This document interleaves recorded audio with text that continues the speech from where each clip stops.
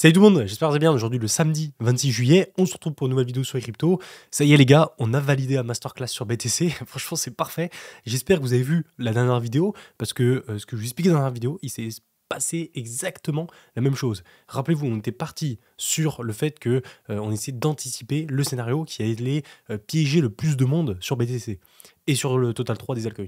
Et ce scénario, du coup, qu'on a vu ensemble, c'était de passer, du coup, en dessous de la structure qu'on avait, donc le triangle de compression ou même la structure de range qu'on avait en H4 sur BTC, venir aller chercher, rappelez-vous, les 115 000 $, ce qui permettait de sortir en fait tous les stop loss qu'il y avait en dessous de cette structure, mais ne pas aller plus bas pour ne pas laisser les gens rentrer, parce que la plupart des gens attendaient le fait qu'on comble le gap vers les 114 000 pour pouvoir rentrer à ce niveau-là. Et ça, c'était pour moi, selon moi, le scénario qui allait piéger le plus de gens. Et au final, c'est exactement ce qu'a privilégié BTC. Donc ça fait plaisir. On a cassé vers le bas, on allait chercher les 115 000, on avait liquidé tous les stop loss et les longues qui étaient trop agressifs.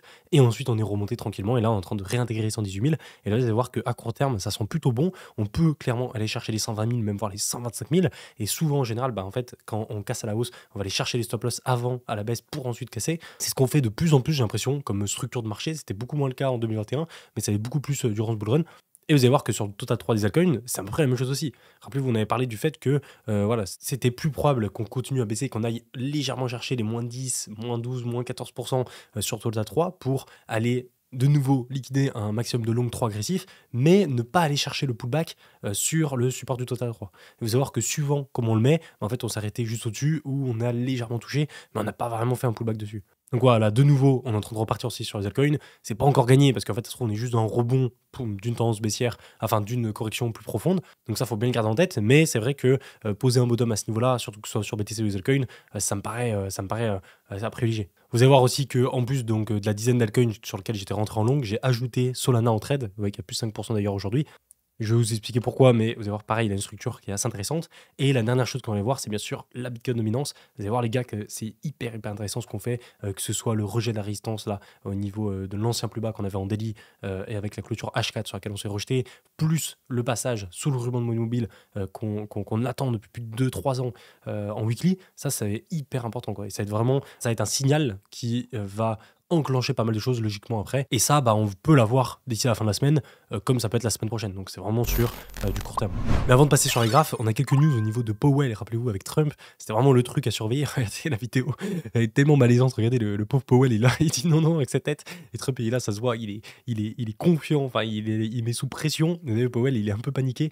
C'est assez triste à voir comme vidéo, mais ça fait un peu mal au cœur. J'ai l'impression de voir un Trump qui est hyper confiant, qui l'écrase tranquille, quoi, alors que Powell, il fait tout timide, tout peureux. Alors bon, je sais pas, je comprends pas l'anglais parfaitement pour savoir exactement comment sont les intentions de chacun quand il parle, mais c'est ce que ça dégage au niveau du langage non verbal, je trouve. Et mon Powell, il me fait de la peine. Ouais, j'ai l'impression, il fait tout triste, tout malheureux, il se fait des gros coups de pression. Je sais pas, j'ai de la peine pour lui.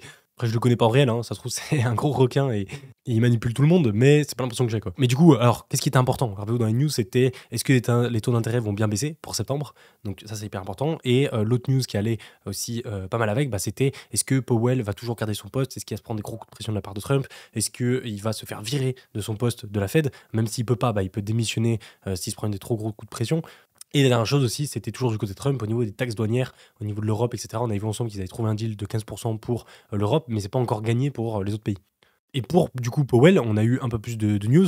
Donc, on a eu la vidéo avant que je vous montrais, ou en gros, que je vous ai montré, où Trump, du coup, a rencontré Powell pour parler de ça. Et on a des bons gros coups de pression, en fait, qui sont mis. Vous voyez, là, on a un directeur fédéral du logement qui déclare qu'il est optimiste que Jérôme Powell fera ce qu'il faut dès la semaine prochaine. Et en fait, là, t'as le gouvernement actuel et tous les proches de Trump qui mettent des giga coups de pression à Powell en mode bon, j'espère qu'il va faire les bonnes choses pour la semaine prochaine. En gros, j'espère qu'il va baisser les taux d'intérêt, sinon ça va pas le faire pour lui. Et en fait, je pense que Powell, lui, il était parti sur le fait de baisser les taux d'intérêt pour septembre. Et là, il se prend des tellement gros coups de pression de la part de Trump, de la part des proches de Trump, que il pourrait éventuellement baisser les taux d'intérêt pour du coup la semaine prochaine, pour juillet, ce qui était de base pas prévu. Et je vous parlais des proches de Trump, mais Trump, c'est le premier à faire ça. Vous voyez, Trump sur Powell de la Fed, j'ai eu l'impression hier de Powell qu'il pourrait être prêt à baisser les taux. Je sais pas si vous vous rendez compte du coup de pression. Genre en gros, il le dit, c'est super vicieux parce qu'en fait, il le dit pas en mode ouais, ce serait bien que tu baisses les taux, mais plus en mode j'ai l'impression que Powell est très déterminé à baisser les taux d'intérêt pour la semaine prochaine.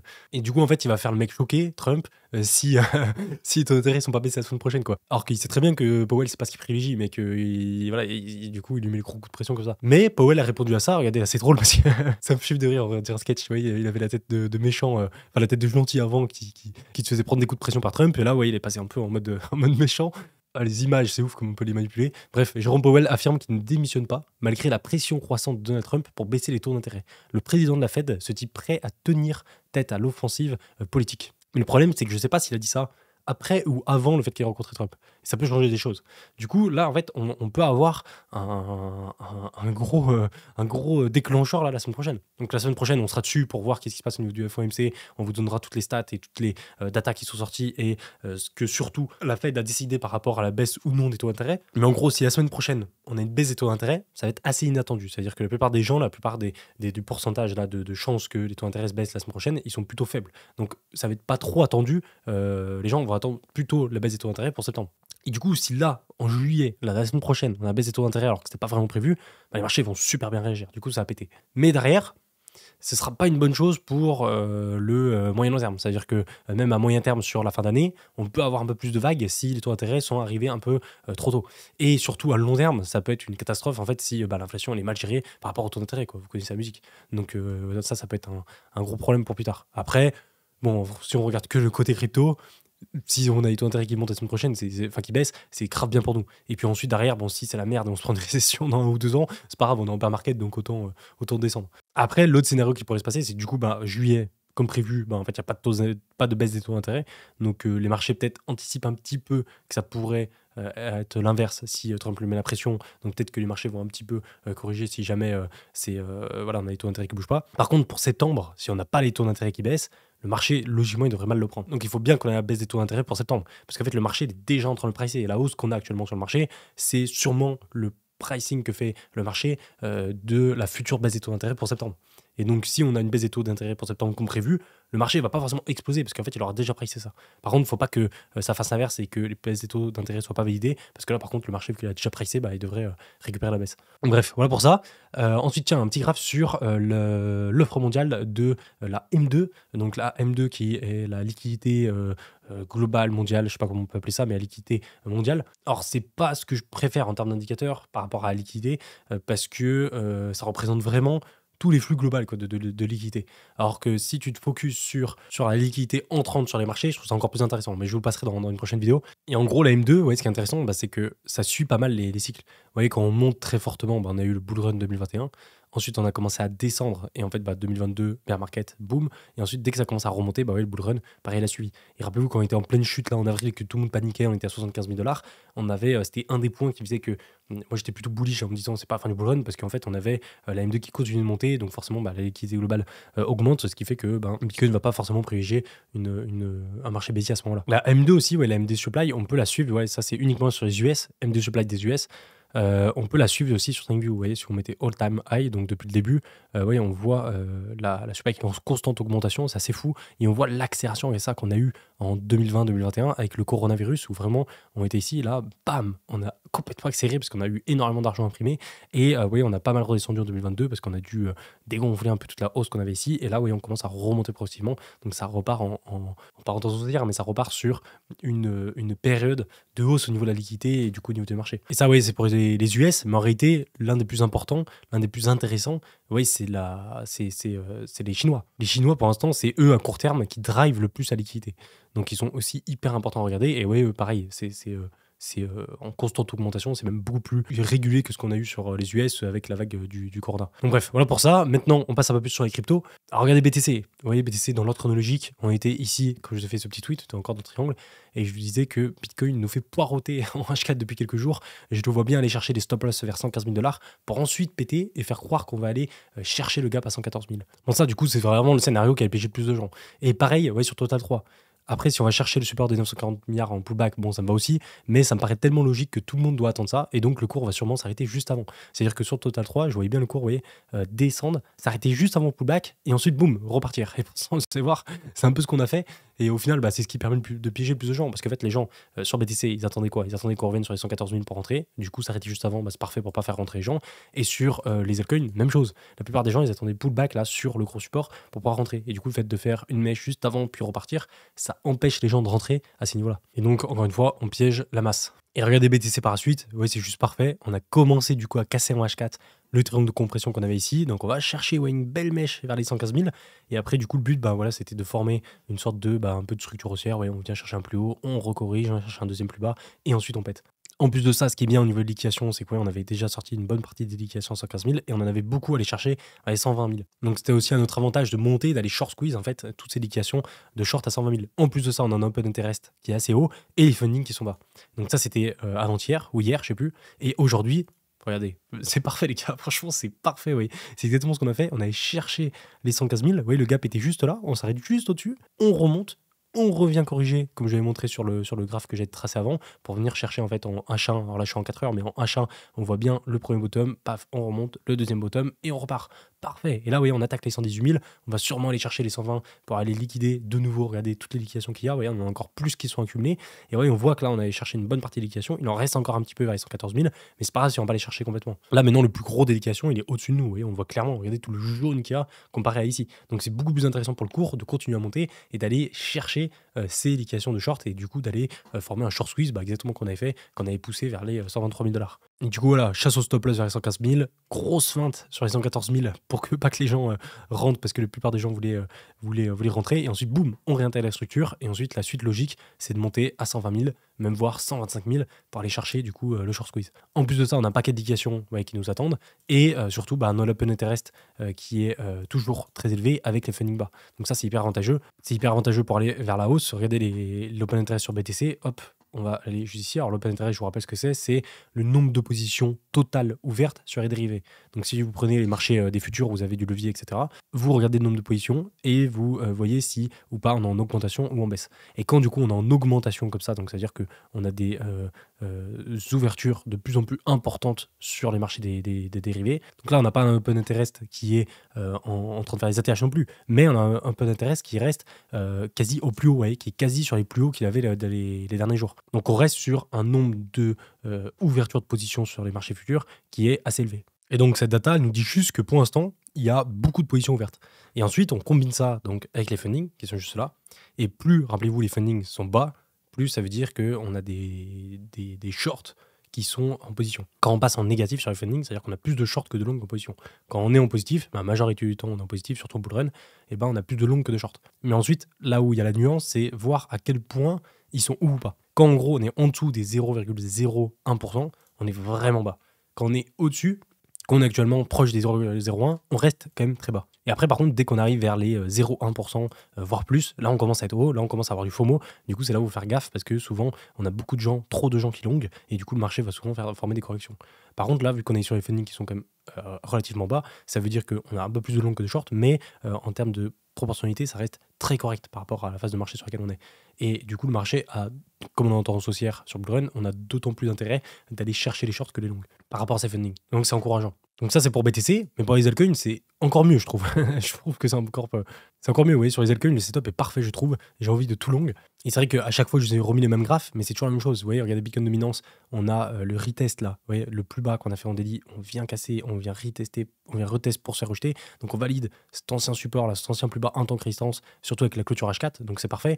Au niveau du total 3, toujours, vous voyez, au niveau weekly, on est à 2 doigts de passer en dessous de la moyenne mobile, en dessous du ruban en weekly. Et là, ce serait la première fois qu'on le ferait depuis 2023, fin 2022 même, donc depuis 2-3 ans. Et donc si ça arrive cette semaine ou la semaine prochaine, ça va être un signal hyper fort pour les altcoins.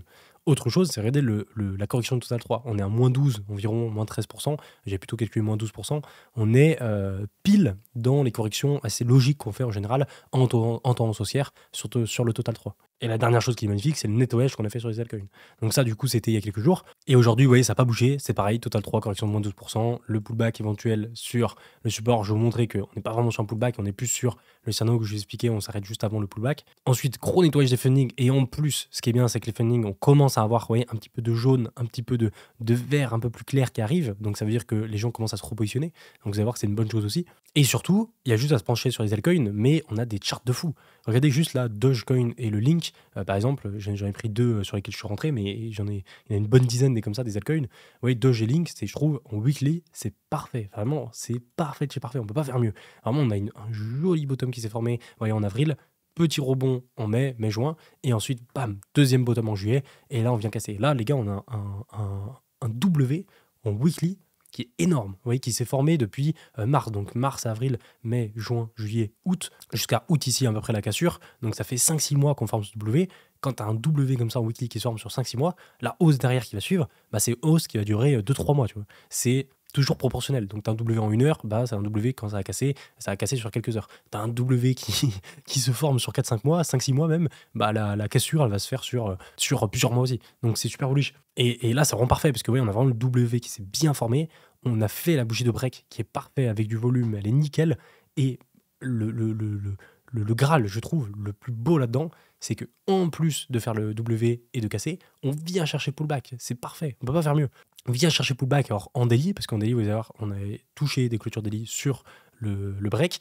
Et du coup, en weekly, bah, le but, c'est de clôturer par ici la bougie weekly et ensuite, bam, de commencer à repartir.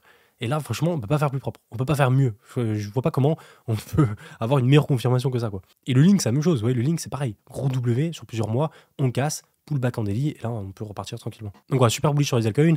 Un autre graphe qui me met aussi tout à fait bullish, c'est celui-là de Block Unity qui nous dit, dans les phases de top de marché, 100% des alts ont été en tendance haussière forte.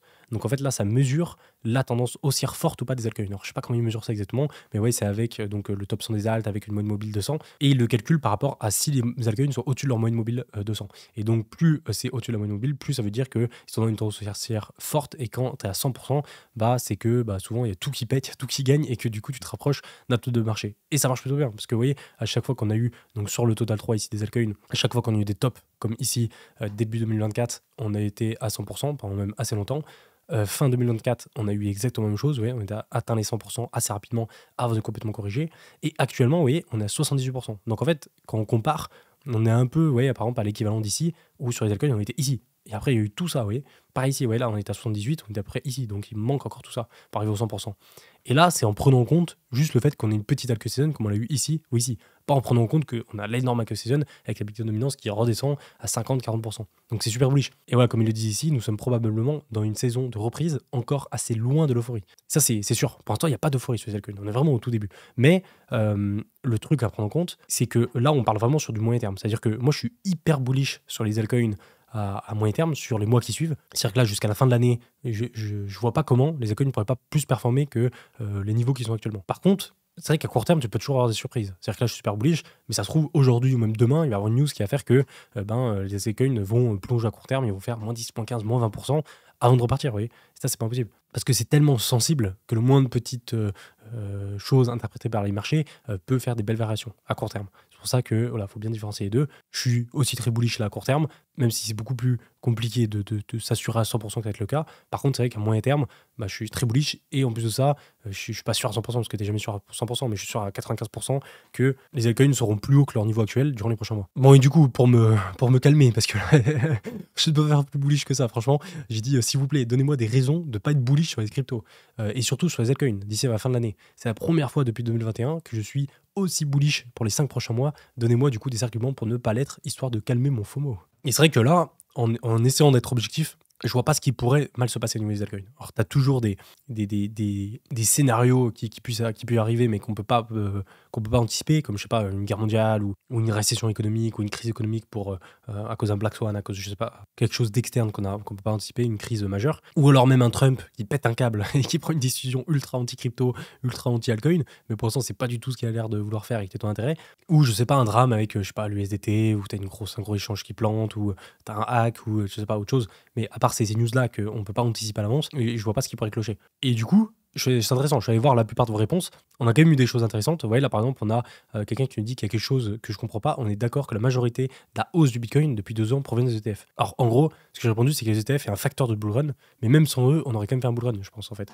Parce que là, c'est très bien, les ETF, ça a permis de faire encore un plus gros bull run, sûrement par rapport aux institutionnels qui rentrent plus fort sur les cryptos, et puis avec l'ampleur que ça provoque, les ETF. Mais même sans ETF, je pense qu'on aurait fait notre bull run comme en 2021, de la même façon. Et en fait, même si les ETF, c'est focus sur BTC, ETH, tant qu'on a de la liquidité qui rentre sur les cryptos, bah en général, en fait, après, elle reste dans le domaine de la crypto. Donc même si c'est focus sur BTC, ETH, après, dans tous les cas, ça ruisselle sur le reste des altcoins.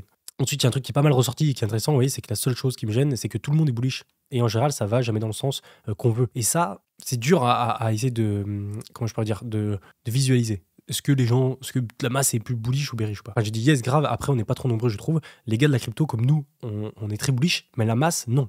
Et je vois avec les stats, ouais, la majorité de retail, ils sont pas encore arrivés. Regardez les vidéos, les gars, je fais du 5-6 000 vues par vidéo. En 2021, je faisais 50 000 vues par vidéo, les gars, c'était abusé. Et là, je dis pas qu'il faut que je remonte à 50 000 vues pour que ça marche. Et puis moi, c'est juste ma chaîne, donc ça veut pas dire que c'est représentatif de tout le monde. Mais même regardez au niveau des autres créateurs de contenu, on n'est pas du tout sur les mêmes stats que ce qu'on avait en 2021. On est encore très loin de ça. Donc on n'a pas le FOMO, on n'a pas toute l'euphorie et surtout la masse qui est encore arrivée. Donc on est encore que entre les gens d'Ether qui sont restés durant les dernières années, qui sont actuellement sur le marché. Donc la masse des gens qui sont là depuis les dernières années sont bullish. C'est la masse actuelle qui est assez petite, mais qui n'est pas représentative de la masse totale des gens qui vont rentrer sur les cryptos d'ici la fin du bull run. Et si vous regardez autour de vous, parlez des cryptos autour de vous, vous verrez qu'il n'y a pas de FOMO. C'est-à-dire que les gens autour de nous, demandez à vos parents, je sais pas, à vos frères et sœurs, à vos potes qui sont pas dans la crypto, vous allez voir, ils vont pas être ultra bullish en mode ouais, faut se mettre sur la crypto, on va gagner plein d'argent et tout. Ils sont plus en mode réticent, en mode ouais, j'ai vu que ça chutait, Ethereum là c'est pas la folie, ça remonte un peu, mais bon, avec Trump, etc., je sais pas trop. Et du coup, quand c'est ça, c'est bon. Par contre, dès que les gens vont arriver, ils vont dire ah, c'est bon, il y a tout qui pète, c'est sûr, ça va gagner de l'argent et tout, faut qu'on investisse.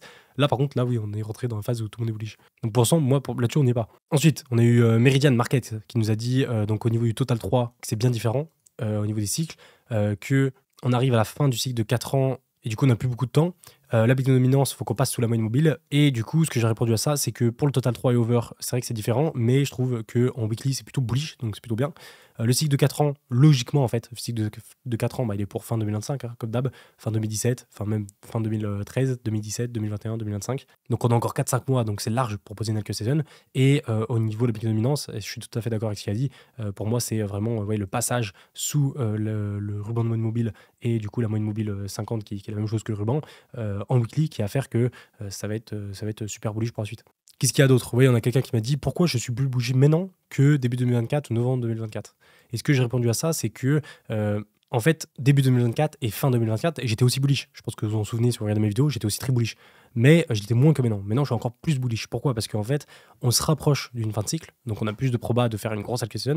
En plus de ça, le BTC a déjà fait la majorité de son bull run et la Bitcoin dominance est très haute. Et en fait, plus le BTC est loin dans son bull run et plus la Bitcoin dominance est haute, plus ça veut dire que on arrive sur un potentiel fin d'alcool season. Enfin, sur le début de la grosse alcool season. Parce que voilà, comme d'hab, c'est Bitcoin qui performe à fond et ensuite les altcoins. Et du coup, là, on est vraiment dans cette phase-là. Et par exemple, la Bitcoin dominance qui est très haute, ce serait l'endroit parfait pour se retourner. Bon, voilà, il y a eu quelques réponses comme ça que j'ai mis. Après, si vous avez d'autres pistes intéressantes pour essayer de me démotiver là sur les altcoins, n'hésitez pas à me le dire. Au moins, j'irai voir. Mais j'ai pas l'impression qu'il y a de gros facteurs là qui pourraient faire que je devienne bearish sur les altcoins. Et justement, du coup, on parle des altcoins. Alors, rappelez-vous, l'autre jour, j'étais rentré sur beaucoup d'altcoins, il y a peut-être 2-3 jours, je l'avais passé en vidéo, et j'avais posé beaucoup d'ordres, rappelez-vous, au niveau de la baisse. Et en fait, c'est magnifique parce que j'ai quasi tous mes ordres qui ont été pris.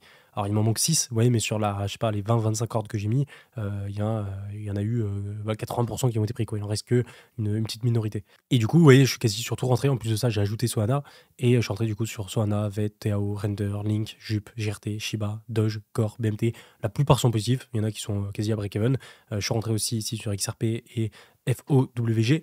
Et en fait, ce qui est fou, c'est qu'il y a certains altcoins, les gars, on allait vraiment, le cours, il est allé descendre et à quelques zéros, genre à 0,01% près, mon ordre n'a pas été pris. Du coup, j'ai trop le seum. Il y a certains ordres, les derniers ordres qui n'ont pas été pris, c'est joué vraiment de peu. Mais bon, c'est pas grave, c'est le jeu. Et du coup, je vous rappelle ma stratégie, je laisse mes trades monter, puis je remonte mes stop loss dès que le total 3 fait un nouveau plus haut. Ouais, je vais le montrer direct sur total 3, moi ce sera plus simple. Mais en gros, vous voyez là, hop, on a le total 3. Moi, ce que je vise, c'est, alors bien sûr, on peut faire un rebond pour aller plus bas. Et là, du coup, j'enclencherai ma deuxième recharge parce que je me ferai sortir mes premiers trades.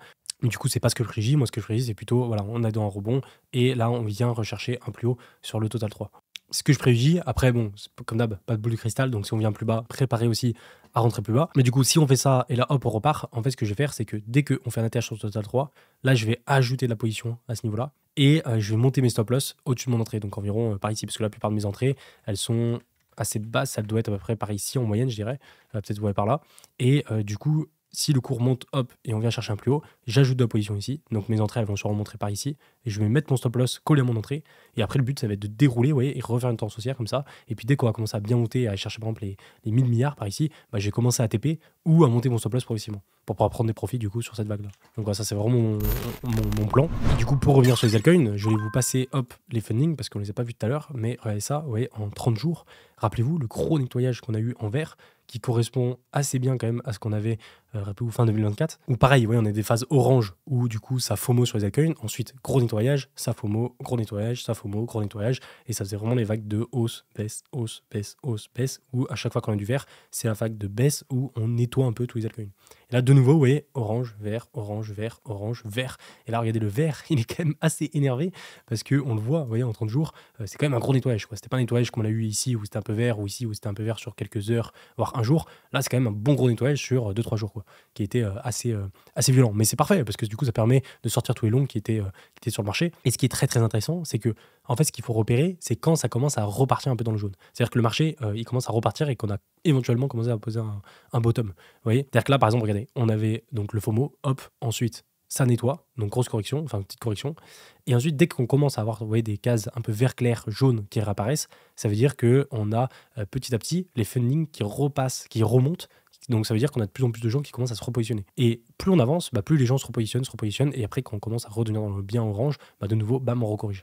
Et là, ce qui est intéressant, c'est qu'on était full vert, très vert, là, là c'était vert foncé quasi. On était avec des fundings tous à 0,01 de moyenne, voire 0,005, donc c'est très très peu. C'est plus bas que ce qu'on a actuellement sur BTC. Et là, depuis environ hier, et enfin pas hier, mais même plus depuis aujourd'hui, on commence à avoir un peu de vert clair qui arrive. Vous voyez, au lieu d'être à 10% des fundings, on commence à être à 13%, vous voyez, 14%. Là, on a quoi? 18%, vous voyez, 20%, 12%, etc. Là, on a 17%. Donc petit à petit, on commence à avoir des fundings qui remontent. Donc ça veut dire quoi? Ça veut dire que les gens commencent à se repositionner. Et donc petit à petit, on est en train de repartir dans une tendance haussière des altcoins, et plus en fait on va monter sur les altcoins, plus les gens vont se repositionner parce que ça va être rassurant pour eux, et plus les fundings vont remonter.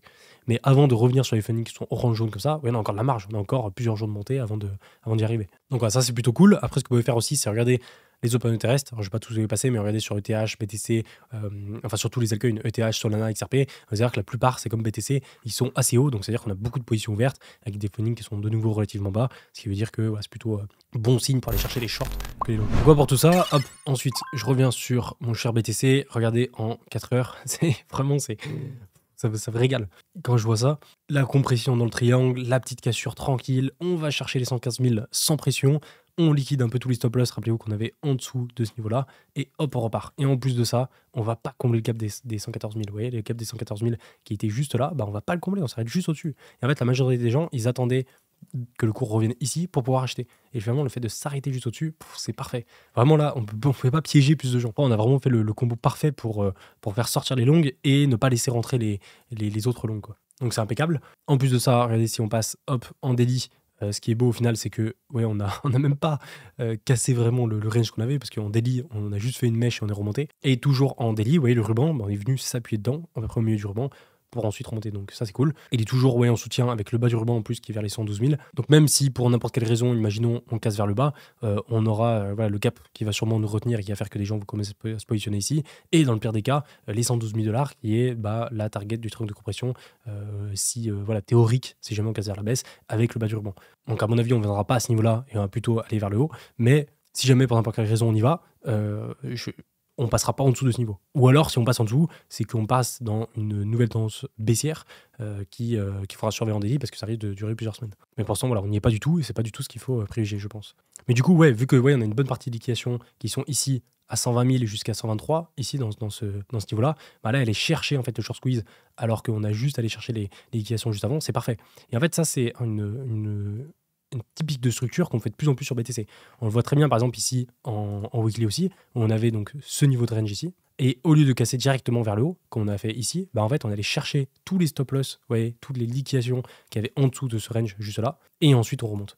Et ouais, là, c'est exactement ce qu'on a fait en daily. C'est-à-dire qu'on a un range, et avant de casser la hausse, hop, on va chercher les stop loss, et ensuite on repart. Et en fait, c'est le meilleur truc possible, parce que les gens, en fait, ils se positionnent tout le long avec leur stop loss là, et du coup, on va chercher avant de remonter. Et inversement, vous allez voir que quand on va être en bear market, souvent, en fait, ce qu'on fait, c'est que on a beaucoup de gens qui se mettent à shorter, donc beaucoup de stop loss qui se mettent ici, et en fait, le cours, hop, il va aller chercher les stop loss, et ensuite, bam, chuter complètement.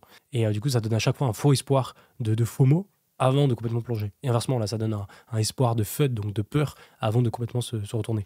Mais c'est assez intéressant parce que ce genre de structure, on l'avait un peu moins, je trouve, avant 2021.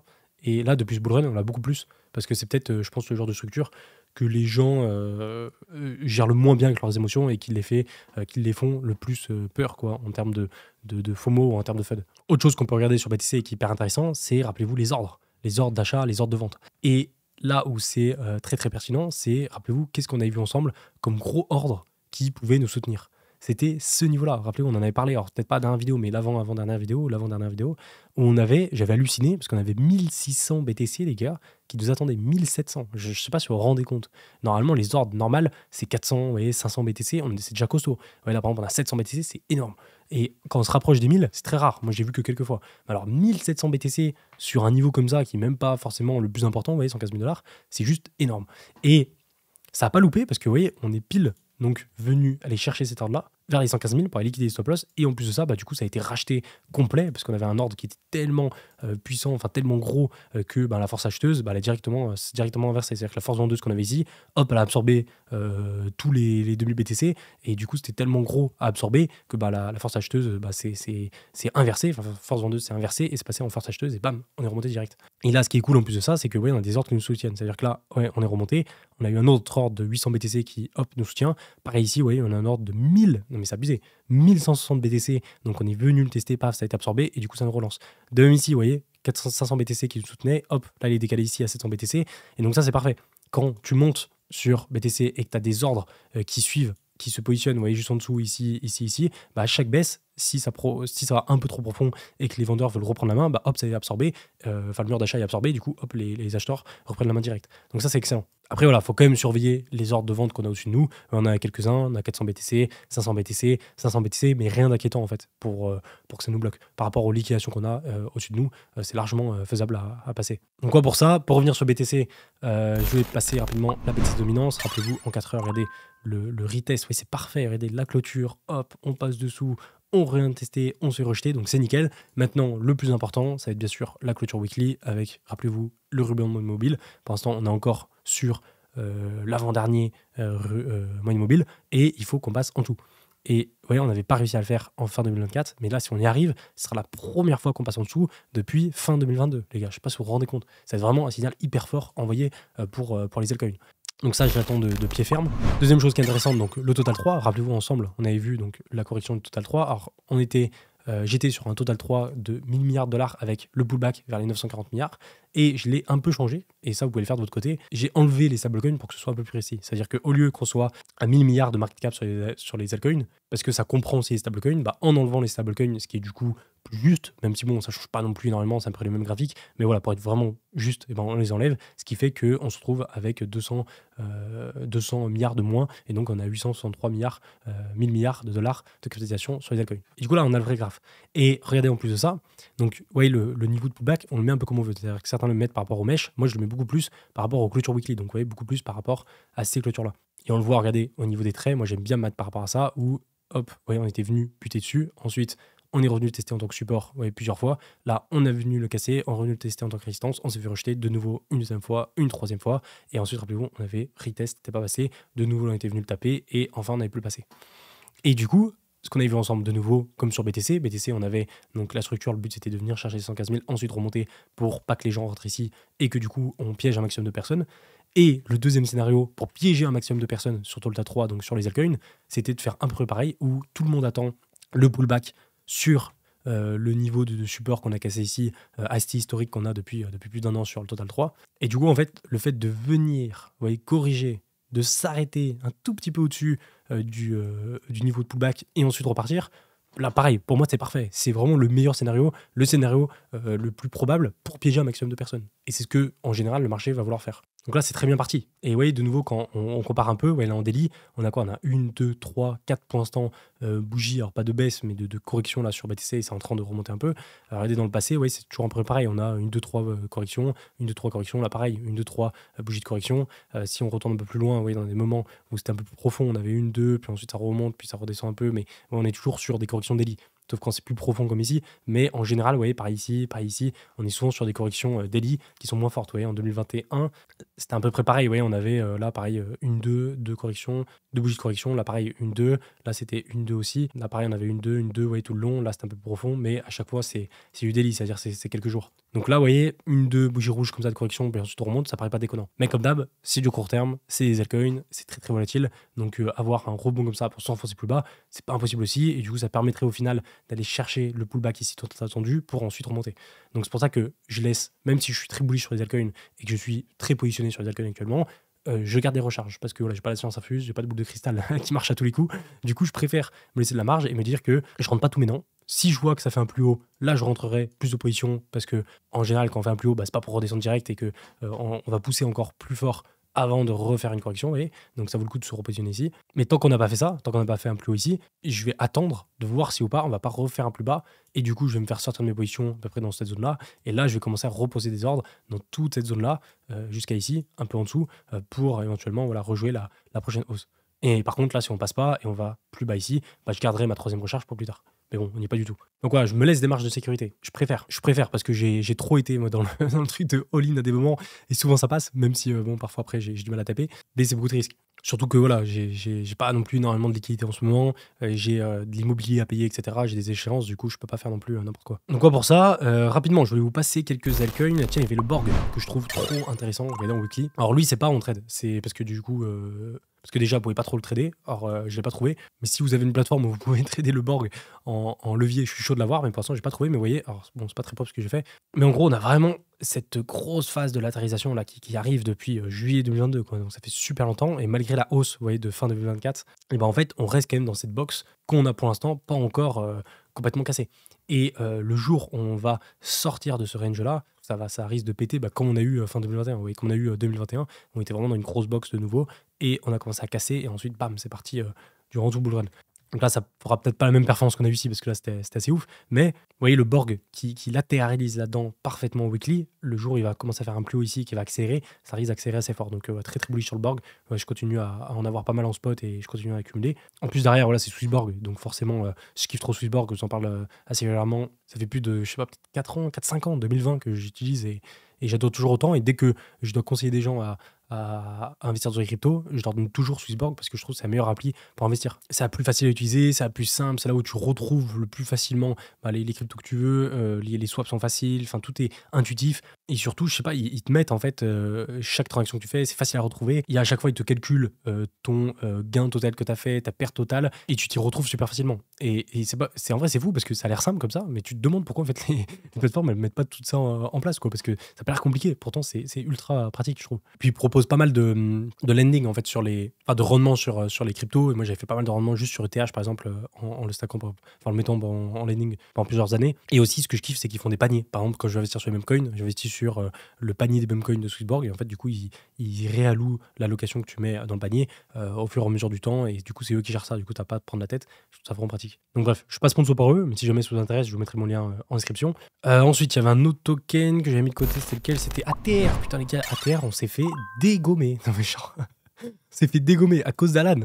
Non, en vrai, on peut pas dire à cause d'Alan, mais il a tout vendu hier. Alors, je sais pas si vous avez vu, il a fait un tweet en disant qu'il en avait un peu marre et tout. Il a lâché les bons sur la terre, et du coup, il a tout vendu. Les gars, ça nous a fait une mèche de moins 40%. Pour dire à quel point Alan, il avait holdé des ATR. Moi, j'en ai pas mal aussi. J'en ai peut-être pas. Quoique, j'ai peut-être pareil que Alan avant qu'il vende en termes d'ATR. J'en ai beaucoup, beaucoup. Mais parce que j'en ai accumulé en 2022, j'en ai accumulé avant que ça pète ici, j'en ai réaccumulé tout le long ici, etc. Donc, j'en ai pas mal. Mais moi, je les hold. C'est-à-dire, je les avais jamais revendus. J'en ai vendu un peu durant la hausse ici et quand on était aussi là. Au final, j'ai plutôt bien vendu à chaque fois, mais j'ai pas jamais revendu là durant toute cette phase. Et là, moi, je vous promets, les gars, vraiment, je vous promets que j'irai pas les vendre là à ce niveau-là. C'est mort. Même avant les 0,05 ici, je vendrai rien du tout. Parce que ça fait des années que je les hold, c'est pas pour les vendre à ce niveau-là, donc c'est mort. Moi, si je les vends, c'est au minimum ici et même au minimum vers l'ATH. Et je pense que la majorité de mes ATH, je les vendrai au-delà de l'ATH, au-dessus de l'ATH. Parce que je suis persuadé que si voilà, on a une Elk Season, l'ATR, il ira au-dessus de son ATH. Mais bon, à voir. Après, bon, voilà, il nous a assassiné la charte, Alan. Mais après, l'avantage, c'est que, vous voyez, on a cherché profond, mais ça a été racheté direct derrière, donc ça, c'est cool. Et en plus de ça, on soutient cet énorme support qu'on a depuis longtemps, depuis octobre 2024, où à chaque fois on vient s'appuyer dessus. Et donc de nouveau là, on se retrouve sur un niveau d'achat qui est hyper intéressant, quoi, qui est à peu près le même que celui qu'on a eu en juin, ou même en avril ou en octobre 2024. Donc super intéressant. Pour moi, le projet est toujours très très bon. Je continue à essayer de participer au rafle des montres, des vins, etc. D'ailleurs, j'ai gagné un rhum il y a pas longtemps sur la trade, et j'ai gagné une Rolex là aussi il y a quelques semaines, donc c'était cool. Donc je continue à le garder, à le holder. C'est toujours l'un des plus gros bacs d'alcool, je pense que j'ai. Et je me dis, bon, l'avantage qu'Alan, au moins, il a dump ses tokens, c'est qu'on n'a plus de gros holders comme ça, à part moi qui garde leur token. Et si je commence à TP, moi je le ferai vraiment progressivement pour pas trop perdre d'argent non plus de mon côté. Parce qu'en fait, le problème, c'est que quand tu vends d'un coup, si par exemple tu vends à ce niveau-là, et en fait, ça va te prendre le niveau le plus bas. Donc tu prends moins 20, moins 30% juste sur le dump de tes tokens. Donc que ce soit pour moi ou même la charte, j'irai plus progressivement, je pense. Et de toute façon, je vous dirai quand est-ce que je commencerai à les vendre et à TP. Mais voilà, comme j'expliquais, ce sera pas avant les 0,05, même pour la TH. Bon, sinon, on a toujours regardé le BGB, qui est hyper intéressant, vous voyez, en weekly, qui commence à recorriger. Là, je suis rentré encore sur mon trade un peu plus fort, parce que, vous voyez, là, il revient, même si on n'est pas sur les niveaux parfaits qu'on pourrait avoir la baisse, vous voyez, il revient sur son middle range, un peu, vous voyez, qu'il a ici, où on est à peu près au milieu, donc je trouve que c'est quand même des niveaux intéressants. Bon, ETH aussi, ETH qui repart un petit peu plus fort. Alors lui, vraiment, il drive tout le reste du marché. C'est intéressant parce qu'il n'est pas allé chercher du coup la tendance baissière qu'on pouvait attendre. Sur Ethereum, on s'est arrêté au-dessus, on n'est pas allé chercher un plus bas, donc ça c'est excellent. Donc là, le but, ça va être vraiment d'aller chercher un plus haut pour aller chercher les 4000$. Et ETH BTC, même chose, vous voyez, on n'est pas allé chercher un plus bas.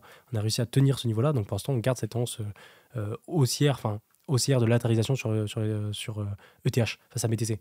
Et c'est à peu près au final le même cas qu'on a eu ici. Vous voyez, on est bien monté, hop, on allait chercher une phase de range jusqu'à ensuite répéter. Là, c'était plus en daily, vous voyez. Là, pareil, on est un petit peu en daily, mais c'est même plus en H4 où c'est possible qu'on latérarise un petit peu avant de remonter, vous voyez. Donc voilà, après je vous laisserai regarder un peu les altcoins sur lesquels je suis rentré sur Twitter. Ah oui, avant le commentaire du jour, je vais vous passer ça. J'ai vu un petit tweet par rapport à l'IA robotique. Je trouvais ça super intéressant. Et en gros, j'ai dit, en vrai, on sous-estime encore pas mal la nouvelle narrative IA robotique qui risque d'arriver fort. J'en ai déjà bien profité avec un gros x20 sur Codec, et vous aussi, vous en avez profité, je pense. Ce Codec, il est pile là-dedans. Il est pile dans le truc de la robotique IA. Et vu que c'est l'un des seuls qui est là-dedans, c'est tellement encore une petite niche que du coup, il performe tranquille parce que c'est lui qui a pas le monopole, parce que voilà, il n'est pas non plus à 100 000 market cap, il est qu'à 14 milliards. Mais le fait que ce soit l'un des seuls qui a quelque chose de solide dans cette narrative-là, ça le fait prendre pas mal d'ampleur. Et du coup, c'est pour ça que ça régale. Là, moi, je l'ai connu à 750 000 de market cap et que là, il est déjà à 14 millions, 15 millions, ça fait un x20, ça régale. Mais voilà, c'est encore une toute petite niche. Je me focus sur cette méta au niveau des small caps. Si vous avez des calls, n'hésitez pas à partager. Du coup, n'hésitez pas à aller voir en dessous de mon tweet, il y a eu quelques trucs intéressants. Il y en a certains, il y en a pas mal qui me parlent de Cubic. Cubic que je trouve très intéressant. Il y a Via aussi, Nuit, après je connais moins. XRT, je connais moins aussi. Il y en a quelques-uns intéressants. Et c'est vrai que Cubic, on en avait pas mal parlé à l'époque et on peut aller le voir. Alors lui, il me semble, il est quand même beaucoup plus capitalisé que ce qu'on a par exemple sur les small caps comme Codec. Hop là, Cubic qui est ici, voyons weekly, il avait bien perf fin 2024. Ensuite, il avait tout ravalé à baisse. On était revenu vraiment sur support, résistance à long terme, qu'on était revenu tester, on était plus repassé au-dessus. C'est surtout en weekly qu'on avait qui était quand même assez propre, où on était complètement passé au-dessous, gros W, là on repasse au-dessus. Et là il repart fort parce qu'il est dans la narrative qui est un peu à la mode, donc à surveiller. Mais c'est vrai que lui, il avait fait des belles phases haussières là sur fin 2024, donc vraiment à surveiller. Et du coup, pour revenir sur les small caps, j'en ai un nouveau que je vais vous montrer. Alors il y a Codec ici, qui a très très bien fait. J'ai pris un peu de profit, je vais vous montrer pourquoi ensuite. Mais Codec, qui a 13 millions quand même de market cap, il est monté à 16 millions plus haut. J'ai mis un premier J'ai mis, voilà, c'est la troisième fois que je TP, mais j'ai mis un autre TP à 29 millions de market cap pour sortir un peu de codec. De base, je voulais sortir à 20 millions. Finalement, je l'ai décalé à 29 millions. Je compte même, au final, pas TP à 50 millions, comme j'ai dit, le reste, mais même TP à 100 millions, les gars. Ça fait encore un bon x10 à aller chercher quasi. Mais 100 millions, en fait, ça me paraît possible parce que je vois que les devs derrière, ils sont déter. Alors, je les connais pas personnellement, mais on m'en a parlé. Et en gros, c'est des mecs qui sont dans l'optique de pas vendre leur bag avant minimum 100 millions de market cap, quoi. Ils veulent vraiment pousser le truc au maximum. Parce que c'est des mecs qui ont déjà fait beaucoup d'argent avant sur d'autres projets. Et du coup, ils sont pas dans l'optique de prendre l'argent à court terme sur Codec, mais plus monter un vrai truc. Et du coup, au final, je me dis, il y a le potentiel. En plus, c'est l'un des tokens qui est le plus installé là, dans cet écosystème d'IA robotique. Donc ça peut le faire. Mais voilà, comme d'hab, ça évolue très vite. C'est-à-dire que là, on est sur les small caps. Donc en fait, il suffit qu'il y en ait des nouveaux qui arrivent qui sont bien mieux. Ben, les anciens, hop, ils sont un peu remplacés. Donc suivant l'évolution, suivant comment ils pivotent ou pas, ça change pas mal de choses. Et du coup, j'ai vendu un peu. Ouais, j'ai vendu 10 000 $ de codec pour rentrer sur portfolio ici, sur Spark. Alors lui qui est beaucoup plus petit, ouais, 1,8 million de market cap. J'ai trop le seum, les gars, parce qu'on me l'a envoyé. Je pouvais rentrer en temps privé, les gars, à 100 000. C'est-à-dire que j'aurais pu rentrer à 100 000, donc 100 000, ouais, on est ici. J'aurais pu rentrer ici à 100 000 sur le lancement en fait du token, et j'aurais pu du coup choper un x17 direct, mais bon, c'est pas grave. Je l'ai loupé, et du coup, je suis rentré beaucoup plus haut. Ouais, j'ai une moyenne d'achat qui est à 1,5 million, et là, du coup, j'ai ajouté 10 000 $ de position dessus. C'est beaucoup. Je ne vous conseille pas forcément de faire pareil, et je vous conseille même de faire très très attention parce qu'on est sur de nouveau sur un small cap de 1 million de market cap, donc c'est tout nouveau, c'est très risqué, c'est très osé de rentrer là-dessus parce que en plus, il n'y a même pas énormément de volume, il n'y a même pas pour l'instant beaucoup de holders. Donc, c'est-à-dire que par exemple, si vous achetez, moi juste avec les 10 000 $ que j'ai acheté, j'ai fait exploser le truc, quoi, parce qu'il n'y a pas beaucoup de volume. Donc, même là, par exemple, imaginons je vends mon bag, mais j'ai fait rechuter fort le cours. Donc, de nouveau, vous allez avoir beaucoup de volatilité aux entrées et sorties qui sont directement répercutées assez fort sur le cours. Donc, pour ça, faites gaffe et pas mettre beaucoup d'argent dessus si vous voulez rentrer. Et moi, j'ai mis quand même un plus gros bag que ce que je devrais mettre sur ce genre d'altcoin parce qu'en fait, je connais le mec qui est derrière et ça fait pas mal de temps qu'ils m'en parlent. Et en fait, c'est le Launchpad qui veut lancer donc, sur Sparks. Et en gros, ils lancent leur Launchpad avec le token qui est associé. Du coup, moi, je mise plutôt là-dessus. C'est pas forcément dans la niche robotique pour l'instant IA, mais ils vont sûrement se diriger vers ça. Et le tableau qu'ils m'avaient envoyé que je trouvais intéressant, ouais, c'était ça. Alors, je sais même pas si j'ai le droit de vous le montrer, mais bon, c'est pas grave. Ouais, c'est quand ils comparent en fait ce qu'ils veulent aller chercher comme Launchpad entre Spark, Launchcoin, Pumpfun, Les Bonk. Et on est que sur des cryptos, Bonk, Pumpfun, Launchcoin, on est sur des cryptos à plusieurs millions, centaines de millions, voire milliards de market cap. Donc, on est vraiment sur des gros trucs. Voilà, on est à 100K TGE. Et en gros, ils ont un truc à aller chercher où ils ont plus de fonctionnalités, plus de possibilités que ce qu'ont les autres Launchpad. Alors, je ne vais pas rentrer dans les détails parce que moi, je comprends pas tout. Mais du coup, là, c'est plutôt pour ça que je me positionnais. Puis en fait, c'est surtout que je connais le mec derrière. Et je sais que les gars qui travaillent là-dessus, c'est des mecs qui viennent de Swissborg, qui ont créé d'autres Launchpad comme Boardpad, etc. Donc, c'est des mecs qui s'y connaissent. Du coup, je mise plus sur les gars derrière que sur le projet que je ne comprends pas entièrement pour l'instant. Mais ouais, je trouvais ça intéressant.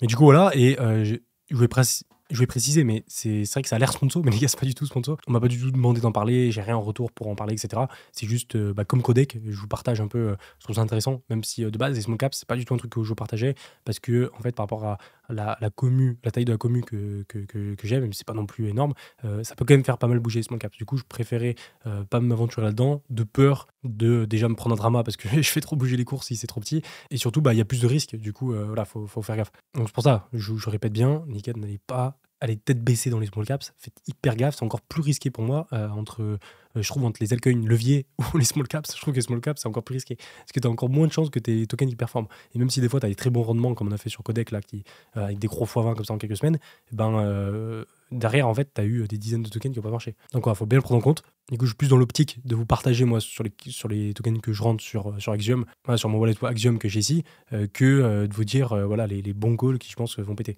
C'est plus voilà, je vous partage ce que je fais et puis après vous faites ce que vous voulez. Mais c'est cool parce que franchement, j'ai posé je suis à plus 47K, je crois que j'ai posé 14-15K sur Axiom et au final je suis à 57, donc c'est cool. Après j'ai pas encore vendu, donc c'est pas encore gagné.